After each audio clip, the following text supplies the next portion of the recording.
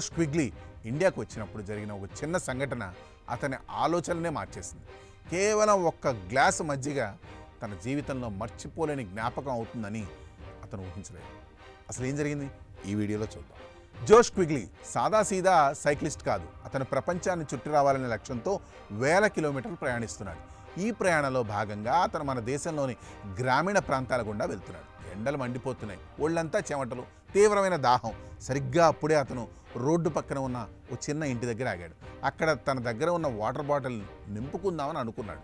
ఆ ఇంటి వద్ద ఉన్న వ్యక్తికి ఇంగ్లీష్ రాదు, జోష్కి హిందీ రాదు. కానీ భాష కంటే గొప్పదైన మానవత్వం అక్కడ పనిచేసింది. ఆ వ్యక్తి జోష్ పరిస్థితిని చూసి వెంటనే మాట్లాడకుండా లోపలికి వెళ్ళి ఓ గ్లాసు చల్లని మజ్జిగ తీసుకొచ్చాడు. ఈ ఎండలో ఆ చల్లని మజ్జిగ జోష్కి అమృతంలా అనిపించింది. ఆ మజ్జిగ తాగిన వ్యక్తి జోష్ ఆ వ్యక్తికి థ్యాంక్స్ చెప్పి కొంత డబ్బు తిరిగి ఇవ్వబోయాడు. కానీ అక్కడే అసలైన ట్విస్ట్ మొదలైంది. జోష్ డబ్బిస్తుంటే ఆ సామాన్య భారతీయుడు సున్నితంగా తిరస్కరించాడు.